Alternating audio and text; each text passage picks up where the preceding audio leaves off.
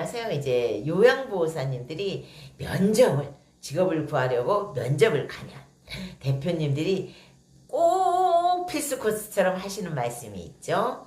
직업에는 귀천이 없습니다. 열심히 해보세요. 그럼요. 모든 직업에는 귀천이 없어요. 어떤 일이든 낙이 나름이에요. 열심히 하면 됩니다. 라고 말씀하시죠. 그런데 진짜로 그 말씀을 하시는 모든 요양원의 대표님들이 핵심 멤버들이 진짜로 그렇게 생각하고 당신은 역할과 역할 행동의 차이만 있을 뿐이야. 그러니까 나 대표 자리가 있고 내가 할 역할이 있고 복지사는 복지사의 자리가 있어서 그 역할이 있고 역할 행동이 있고 요양보호사는 또 요양보호사 위치가 있고 그에 따른 역할 행동이 있을 뿐이야. 그러나 어느 직업도 직업에 귀천은 없지. 그래서 귀천으로 차별받을 일도 없지. 이렇게 생각하시고 그 말씀을 하셨을까요?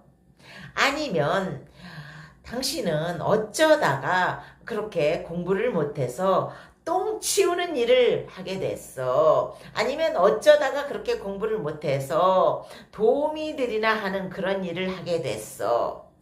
사실 저는 도우미 어르신들을 전혀 차별하지 않습니다. 단지 지금은 설명을 하기 위해서 그 말을 하는 다른 어떤 분들의 그 마인드를 설명하기 위해서 제가 그 말을 한 것이니 이해해 주세요. 전 정말 아닌 거 여러분 아실 것이라고 생각합니다. 그런 위로의 형식적인 그 언어를 뱉은 것이라고 생각하십니까?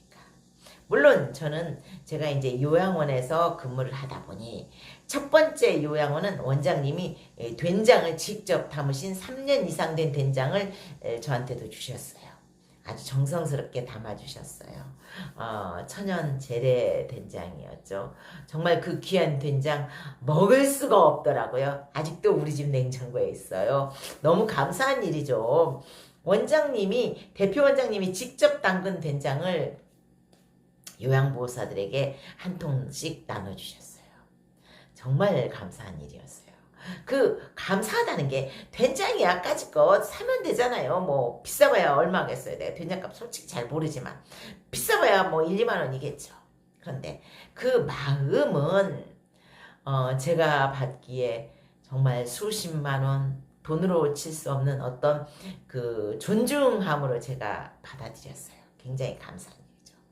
물론 복지사의 그런 황당한 행동으로 제가 그 요양원을 그만두긴 했지만 정말 그 요양원의 그 운영진만큼은 대단한 분들이었다라는 것을 제가 여러분들에게 알려드리고 싶어요. 그 요양원을 제가 소개하고 싶은데 지금은 이제 문을 닫았어요. 아마 새로운 요양원으로 오픈을 할 것이에요.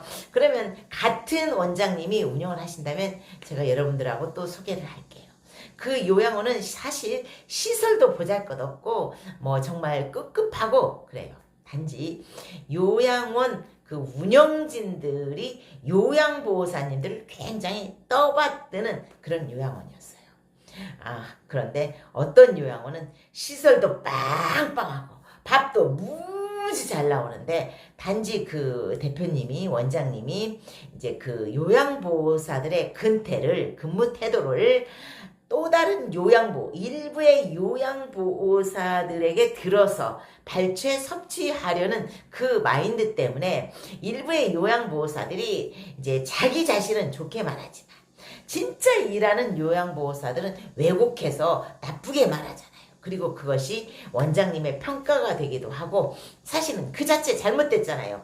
원장님이라면 적어도 직접 확인하고 평가를 해야 되는데 직접 확인하고 평가를 하는 것이 아니라 또 다른 동료 요양보호사들을 통해서 정보를 듣고 그것으로 평가를 하겠다라는 것은 굉장히 잘못됐다고 생각을 해요.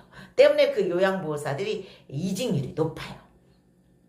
하여간 이제 저는 오늘 제가 드리고 싶은 말은 요양보호사들을 향해서 이제 대표님들이 하시는 말씀인 직업에는 귀천이 없어요. 그것이 정말 사실일까? 여러분 만약에 진짜로 직업에 귀천이 없다면 요양보호사들의 이직률은 단지 요양보호사들이 돈에 환장해서 정말 일하기 싫어서일까요? 저는 그렇게 생각하잖아요. 인간의 마인드는 누구나 똑같아요. 의사 선생님도 간호사도 간호조무사도 요양보호사님들도 또 식당의 주방이모들도 위생사님들도 마인드는 다 똑같은데 왜 요양보호사들이 이직률이 높을까요? 그것은 요양보호사들이 돈 더 준다더라 그런데 없잖아요. 요양보호사 월급 거의 일률적이에요. 그런데 왜 이직률이 높을까요? 그것은 바로 그 요양보호사들에 대한 인식이 정식 직원이라고 국가에 등록은 하지만 사실은 내 마음 속에는 너네는 그냥 임시 고용자처럼 용역, 아웃소싱처럼 그렇게 평가받고 있어. 때문에 너네는 언제든지 또 구할 수가 있고 너네는 소모품이야. 열심히 일하는 그런 밑바닥의 소모품일 뿐이야 라는 생각이 있는 건 아닐까요? 만약에 그렇지 않다면 야간에 15시간을 근무시키고 8시간의 페이만 줄 수 있는 그런 직업군은 없어요. 그럴 수가 없는 것이죠, 사실은. 그렇다면 야간에 저녁 9시부터 새벽 4시까지는 전혀 일하지 않고 그 요양원에서 펑펑 놀아야 돼요. 자야 돼요. 자는 게 맞아요. 제가 옛날에 요양원에서 저녁 9시부터 새벽 4시까지 기저귀 안 갈아주고 자더라. 그래서 난 정말 노인학된 지 심각하게 무서웠다고 했는데 사실은 그 요양보호사님들이 맞는 거예요. 무임금 무노동이 맞지요. 그리고 그 아무 말도 못하는 원장님이 맞는 거예요.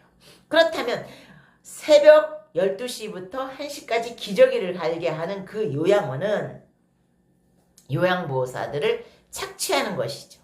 착취. 요양원에서 요양보호사를 우습게 여기지 않는다면 이런 일이 있을 수 없어요. 여러분, 그 응급실에 근무하는 의사 선생님들에게 응급실에서 뭐 저녁에 할 일 없잖아요. 그러니까 푹 쉬시고 우리는 월급 안 드릴게요. 그러다가 어쩌다가 하나 그 응급환자 오면 공짜로 봐주세요. 어쩌다가 한 명씩 오는 거 그냥 공짜로 봐줄 수 있잖아요. 기본 페이만 드릴게요. 할 수 있을까요? 난 그런 이야기 못 들었어요. 응급실 의사 선생님들이 굉장히 절사 밤에 응급환자가 한 명도 안 와도 굉장히 높은 보수를 받고 거기서 불침번을 서시더라고요. 의사 선생님들에게 직업에 귀천이 없어요 라는 말 하는 것도 저는 못 들었어요. 그 말 하면은 뭐야 이 자식 나를 우습게 본다는 거 아니야? 라는 생각을 하시겠죠. 그러니까 요양보호사는 이미 너는 하단의 직업이니까 네가 일을 열심히 하지 않을까 우리가 염려돼. 그러니까 내가 그 예의상 직업에는 귀천이 없어요 라고 말해줘야지 라는 그런 예의상의 언어가 아닐까 그런 생각이 들었어요. 하여간 여러분 그렇더라도 요양보호사라는 일이 제가 처음에는 엄두도 안 냈다고 했잖아요. 그런데 생각보다는 의미가 있는 일이더라고요. 정말 저 어르신들에게 내가 도움이 되는 일이기도 했고요. 오늘 또 힘내시고요. 그런 말에 속지 마시고 여러분들의 권리를 주장할 건 해야 된다 라는 의미에서 오늘 방송을 했어요. 감사합니다.